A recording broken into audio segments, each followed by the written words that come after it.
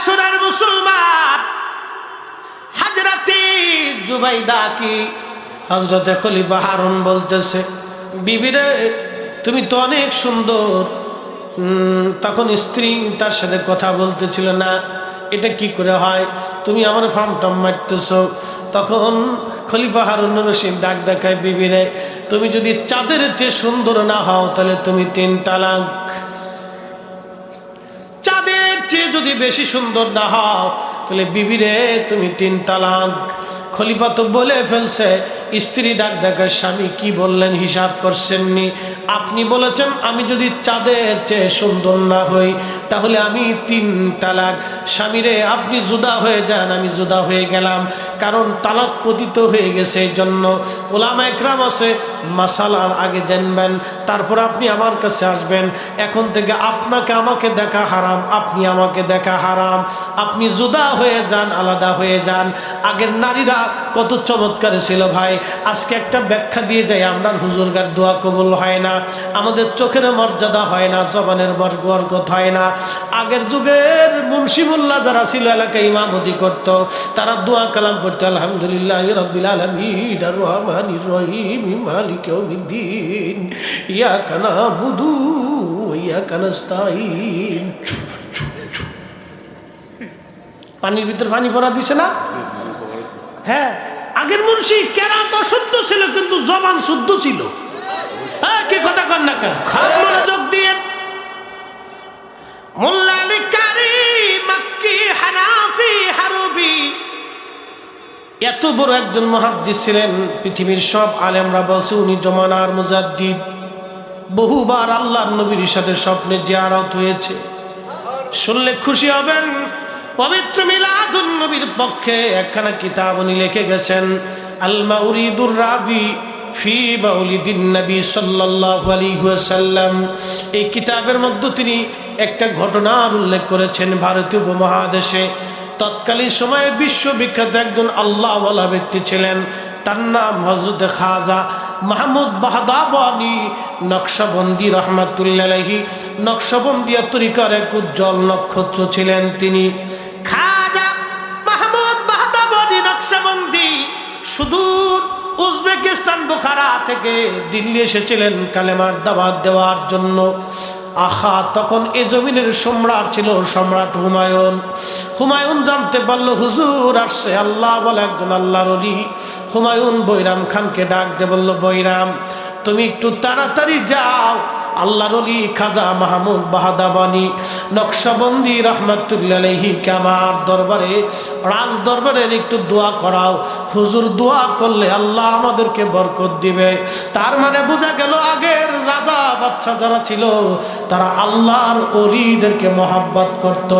এখন দরবারে একটু নেতা বেতা হইলে এই ওহাবি নজদিদের দলে যাইয়া আল্লাহর ওলিদের বিরুদ্ধাচরণ তোমরা যারা করো, তোমাদের মতোই 2-4 নেতা ভেতা দিয়া এই জমিনে কোনো আল্লাহর ওলিদের শান নষ্ট হবে না। আমরা সুন্নিরা যতদিন সজাগ আছি ততদিন শাহজালালের গানেই শাহজালালের জমিনে চলবে। হাত উঁচা করে বলেন ঠিক না ঠিক?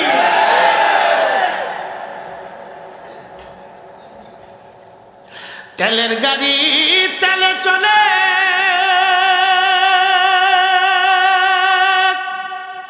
হাওয়ার গাড়ি হাওয়ায় উড়ে, বিনা তেলে চালাই গাড়ি নবী সুলাইমান। আমরা সেই মুসলমান, আমরা সেই মুসলমান। কথা কর না কা? মসজিদের জুতা চুরি কর।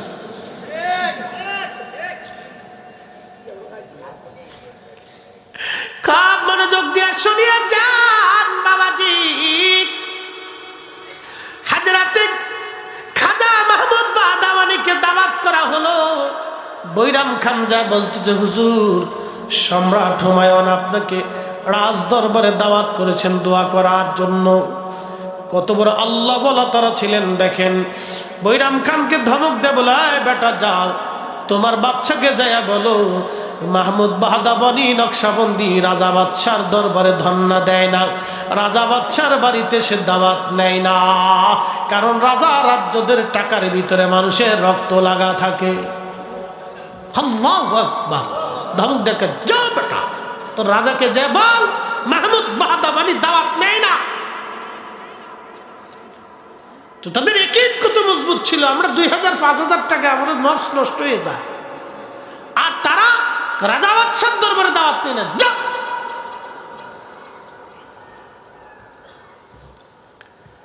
সম্রাট হুমায়ুন ডাক দিয়ে বলতেছে, বইরা হুজুরকে রাগ করানো যাবে না, হুজুর আমার দরজা ধরে আসবে, দোয়া করবে, এটাই আমি চাই। বিনয়ের সাথে হুজুরকে জিজ্ঞাসা করো কি করলে হুজুর আসবে। দেখেন আগের রাজা বাদশারা অলিদেরকে কিভাবে ভয় পাইতো, কি করলে হুজুর আসবে বলো। মা বৈরাম খান ডাক দে বলতেছে, হুজুর কি করলে আপনি যাবেন। আল্লাহর অলি ডাক দে বলল, বৈরাম তোমার রাজাকে বলো যদি রাজ দরবারে মিলাদ শরীফের ইন্তজাম করে, আমি নবীর ইজ্জতের দিকে তাকাইয়া নবীর মহান মিলাদে শরীক হইয়া আমি দোয়া করে আসব, তবু রাজার কারণে যাব না, আমি নবীর মিলাদের কারণে শরীক হব। একবার জোরে বলা যাবে কি আল্লাহু আকবার? না না, জোরে বলেন না ইয়া রাসূলুল্লাহ। এরা মিলাদ শরীফের পক্ষে ছিল। এখন কি আইসে বেদাত আর 2-3 লাখ লোক দিল, ওইগুলো আমরা দেখার সময় নেই ভাই। হ্যাঁ কি কথা কন না কেন? ওইগুলোর দিকে তাকানোর টাইম আমাদের নাই, সময় নেই। মূল আলোচনায় ফিরে যাই, ওয়াজ শেষ করে দিব মনোযোগ দিয়ে। সম্রাট বাদশাহ হারুনুর রশিদ বলে ফেলছে, স্ত্রীকে জুদা হয়ে যান, আলাদা হয়ে যান, আলেম ওলামা ডাকেন, ফতোয়া দিক। তখনকার আলেমরা তো বিরাট বড় বড় আলেম ছিল। খলিফা হারুনুর রশিদ ইরাকের বাগদাদের, তখন তো রাজধানী, বিদ্যার রাজধানী ছিল ইরাকের বাগদাদ। পৃথিবীর সব বড় বড় আলেমদেরকে ডাকলেন, জিজ্ঞেস করলেন, বলেন তো কি করা যায়। আলেমরা সবাই বলল, বাদশাহ মনে কিছু নিয়েন না, আপনি বলে ফেলেছেন স্ত্রী 3 তালাক হবে, তালাক পতিত হয়ে গেছে, আপনি স্ত্রী থেকে জুদা হয়ে যান। আপনি স্ত্রী থেকে জুদা হন, আপনার স্ত্রীকে আরেকজনের কাছে হিল্লে দিতে। বাদশার বউ কার কাছে হিল্লে দিবে বলেন তো?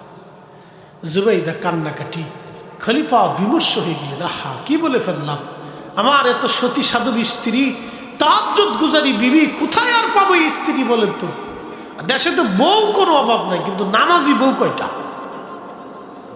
কি কথা কর না?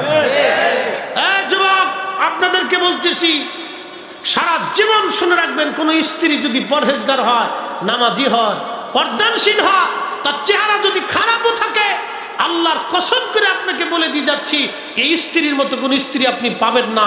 ওকে আপনার জীবনের সব কিছুর চাইতে বেশি ভালোবাসবেন, ও আপনার জীবনের সব কিছুকে মূল্য দিবে, ও আপনার জীবনের সব কিছুকে আমানত ঠিক রাখবে। না হলে ওই টিকটক বেডি একটা ধরে নিয়ে আসলে ও টিকটক করতেই থাকবে। বুঝতে পারছেন? পরামর্শ দিয়ে গেলাম।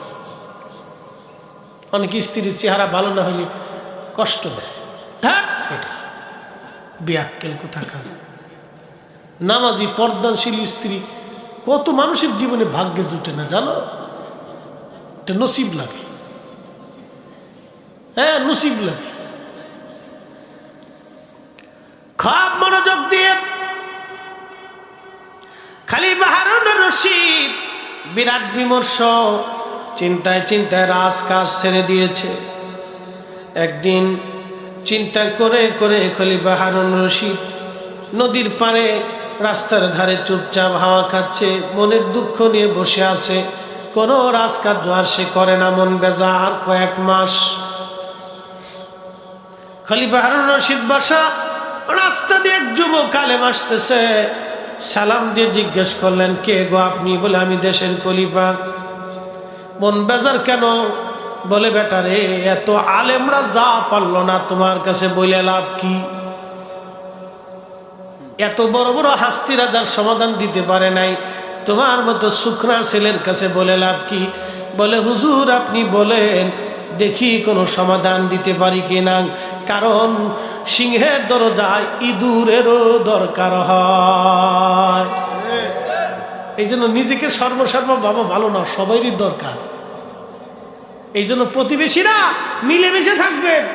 গরিব প্রতিবেশী হলো তার খোঁজ খবর নিবেন। পয়সা হয়ে গেলে তো গরিব মানুষের দিকে আবার ফিরিয়ে তাকায় না অনেকে। কি কথা কর না কেন? টাকা হয়ে গেলে মানে গরিব মানুষের প্রতিবেশীর দিকে ফিরে তাকায় না, এটা অন্যায়। কে দিন আপনাকে শিখেছে ৭০,০০০ বছর নামাজ পড়লেও জান্নাত হবে না যদি প্রতিবেশী ক্ষুধার্ত থেকে ঘুমায়? মনে রেখে নিতে ৪০ বছর শিখলে দিলেও কাজ হবে না যদি প্রতিবেশী না খেয়ে ঘুমায়। ১০০০ বছর মাকাম ইব্রাহিমে নামাজ পড়লেও কাজ হবে না যদি প্রতিবেশী না খেয়ে ঘুমায়। ধর্ম যেটা আসলে এটার খবর নাই, নকল নিয়ে খালি দূর বাড়তেছে। মনোযোগ দিয়ে শুনিয়া যান। বলে বেটারে তোমার কাছে বলে লাভ কি? বলে হুজুর বলেন। বলে বেটারে আমি আমার স্ত্রীর বেলায় বলছি পূর্ণিমার চাঁদের রাতে, বিবিরে তুমি যদি চাঁদের চেয়ে সুন্দর না হও তাহলে তুমি ৩ তালাক। ইরাকের বড় বড় সব আলেমরা তালাকের ফতোয়া দিয়েছে। সবাই বলছে আমার স্ত্রী তালাক। বেটা আমার স্ত্রী বড় পরহেজগার, তাহাজ্জুদ গুজারি। আমার বিবির মতো এমন বিবি আর দুনিয়াতে আমি কোথাও পাবো না। এই বিবিরে কষ্ট দিয়ে ফেলছি, আমার মনে বিরাট বড় দুঃখ, কি করে সমাধান করব। তখন ওই যুবক আলেম ডাক দে বলতে যে হুজুর চিন্তা করবেন না, আমি ফতোয়া দিব আপনার স্ত্রী তালাক হয় নাই। ঘুমাইছে এই তালাকের দোষ উঠে যায়। খলিফা হারুন রশিদ কি লাভ দিয়ে উঠছে, বুঝছেন না? বউ তো খুব বালা বউ, জুতের বউ ছিল। আমরা দেশের লিপস্টিক মারা বউ না, আলতাসনো মারা বউ না, জুতের বউ ছিল। বালকে জবাব তুমি কি ফতোয়া দিতে পারবা? বলে হ্যাঁ পারবা। ঠিক আছে, কিভাবে তুমি ফতোয়া দিবা যুবক বলা? যুবক আলিম ডাক দিয়ে বলতেছে হুজুর যারা আপনার বিবির বিরুদ্ধে ফতোয়া দিল তালাক হয়ে গেছে, আগামীকাল মাগরিবের নামাজে শাহী মসজিদে আমি যাব আর আপনি নিজে থাকবেন। আগামীকাল মাগরিবের নামাজ আমি পড়াবো আর সব আলেমরা আমার পিছনে নামাজ পড়বে। আপনি নিজে হুকুম দিবেন মাগরিব আমি পড়াবো, মাগরিবের নামাজের পরেই আমি ফতোয়া দিয়ে দেব আপনার বিবি তালাক হয় নাই।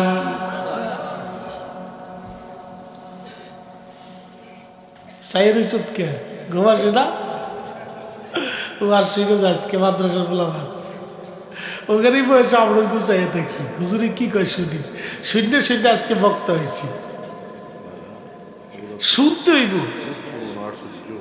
শুনতে হইব, না শুনলে বক্তা হইব।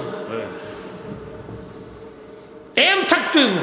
আমার জীবনের টার্গেট ছিল আমি হবই, আমি আজকে হয়েছি। টার্গেট থাকতে হইব।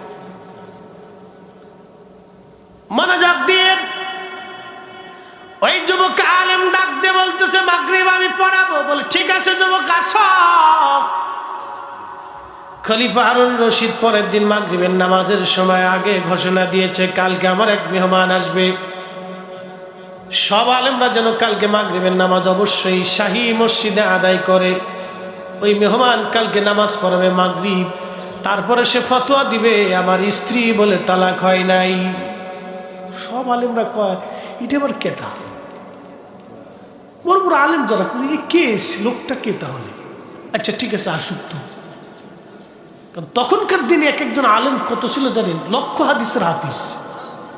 ১,০০,০০০ হাদিস মুখস্থ না হলে তার মুহাদ্দিসই কয় নাই। আল্লাহু আকবার বলবেন না? তখনকার দিনে ১,০০,০০০ হাদিস মুখস্থ না হইলে তারে মুহাদ্দিসই বলে নাই। এত বড় বড় আলেম। আর এখন সারা দুনিয়াতে 5,000 হাদিস মুখস্থ আছে এরকম আলেম খুঁজেই পাবেন না। কি ঠিক আছে না? তাই তো বুখারী শরীফের হাদিস পাওয়া যেত। যদি 5,000 হাদিস মুখস্থ থাকে তো বুখারীর হাদিস পাওয়া যায় তাকরার 7,000 প্লাস। তো বুখারীর হাদিস পাওয়া যেত, মুহাদ্দিস পাওয়া যেত, বুখারীর হাফেজ নাই তো, তাও নাই, নাই এই যুগে নাই। তাহলে আগের যুগের আলেমরা মিলাদুন নবীর পক্ষে ফতোয়া দিয়ে গেছে, এই যুগের মৌলবীর ফতোয়া মানার টাইম নাই। এক কথা কন, জোরে কন, জোরে কন, জোরে কন। আপনাদেরকে আজকে একটা সূত্র দিয়ে দেয়, ইসলামের দেশে আনছি কিনা শাহজালাল রহমতুল্লাহ আলাইহি না? এটা কি মিথ্যা? উনি যদি এইভাবে নামাজ পড়তেন তাহলে এই দেশের 18 কোটি মানুষ 800 বছর ধরে এইভাবে নামাজ পড়তো। উনি এইভাবে পড়ছে দেখে এ দেশের 800 বছর ধরে এইভাবে নামাজ চলতেছে। কথা কন, জোরে কন। উনি নামাজে আস্তে আমিন বলছে যে দেশের 18 কোটি মানুষ 800 বছর ধরে এইভাবে নামাজ পড়তেছে। নামাজের পরে মুনাজাত চলতেছে, দোয়া চলতেছে। আজকে ওরা কারা আমরা নামাজে ভুল ধরে, তার মানে বোঝা গেল হয় শাহজালাল ঠিক না হয় ওরা ঠিক। আমরা নিশ্চিন্তে নির্বাককে বলবো শাহজালাল ঠিক, ওরাই বে ঠিক, শাহজালালি সুন্নতি, ওরাই বেদাতি। কথা বল ঠিক কি না?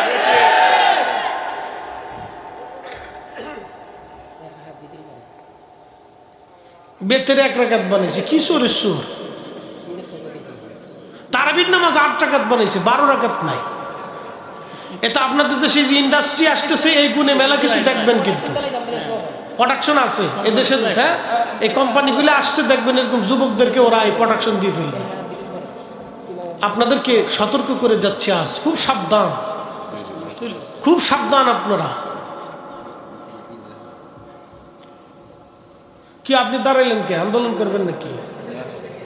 হ্যাঁ, পেশাব করবে?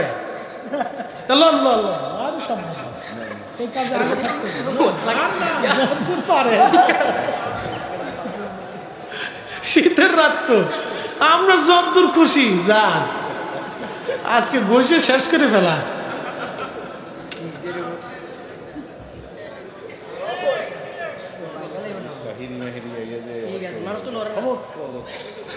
একসাথে বলেন আল্লাহু আকবার। কষ্ট হচ্ছে? তাহলে ইসলাম যেটা শাহজালাল রহমতুল্লাহ আলাইহি আনছে এটাই আমরা মানবো। কথা কন না, ঠিক কিনা? এদেশে এরকম ভাইরাস ঢুকতেছে, বিভিন্ন কোম্পানি আসছে। যুবক ভাইদেরকে বলে যায় সতর্ক থাকবে,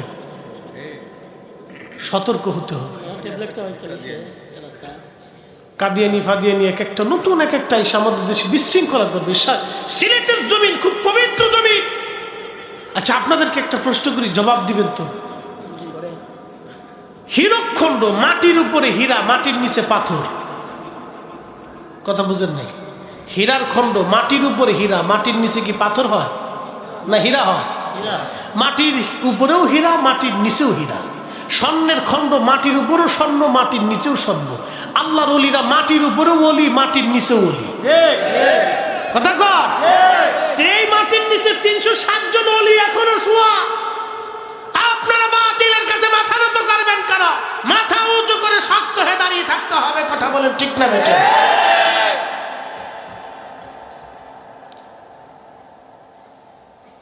খুব মনোযোগ দিয়ে যুবক আলেম পরের দিন গেছে নামাজ পড়ানোর জন্য। নামাজ পড়াইতে খলিফা ঘোষণা দিলেন, আমার একজন মেহমান আজকে মাগরিবের নামাজ পড়াবে। আমার স্ত্রী জুবাইদার ব্যাপারে আপনারা ফতোয়া দিয়েছিলেন, আমার স্ত্রী 3 তালাক হয়েছে। এই আলেম মাগরিবের নামাজ পড়ার পরে ফতোয়া দিবে আমার স্ত্রী তালাক হয় নাই। আপনারা সবাই ওনার পিছনে নামাজ পড়বেন, উনি আজ ইমাম হবে। শাহী মসজিদের খতিব সাহেব, আপনি আজকের মাগরিবের নামাজ আপনি আর পড়াবেন না। নতুন ইমাম দাঁড়াইলেন, নতুন ইমাম যুবক, তার নাম ছিল ইমাম ইউসুফ রহমাতুল্লাহ আলাইহি। তিনি ইমাম আজম আবু হানিফা রহমাতুল্লাহ আলাইহির ছাত্র ছিলেন। একবার জোরে বলা যাবে কি মারহাবা? যাত্রাখানি ছাত্র ইমাম না, তার ছাত্ররা বিরাট বড় হুজুরের ছাত্র ছিলেন। ইমামুল আজমের ছাত্র ইমাম ইউসুফ রহমাতুল্লাহ আলাইহি নামাজে দাঁড়াইছে। নামাজ শুরু করলেন, আলহামদুলিল্লাহি রাব্বিল আলামিন আর রহমানির রহিম মালিক ইয়াউমিদ্দিন ইয়্যাকা না'বুদু ওয়া ইয়্যাকা নাস্তাঈন ইহদিনাস সিরাতাল মুস্তাকিম সিরাতাল লাযীনা আন'আমতা আলাইহিম গায়রিল মাগদুবি আলাইহিম ওয়ালাদ-দাল্লিন আমিন ওয়াত-তিন ওয়াজ-যাইতুন وطور سينين وهذا البلد الأمين لقد خلقنا الإنسان হবে ইনসান মানে মানুষ, কিন্তু ইমাম ইউসুফ পড়তেছে লাকাদ খালাকনাল কমারা, কমার মানে চাঁদ, কিন্তু কোরআনে লেখা আছে লাকাদ খালাকনাল ইনসান, ইনসান মানে মানুষ। আল্লাহ এখানে বলছে লাকাদ খালাকনাল ইনসানা ফি আহসানি তাকবীম, আমি মানুষকে সুন্দর অবয়ব দিয়ে সৃষ্টি করেছি। চিৎকার মেরে জোরে বলেন না মারহাবা। মানুষ এত সুন্দর করে বানাইছে, হে মানুষ খালি বিড়ি খায় না, মনে কিছু নিয়েন না, কষ্ট দিবেন, আল্লাহর হস্তে মাফ চাই। লাকাদ খালাকনাল ইনসানা ফি আহসানি তাকবীম।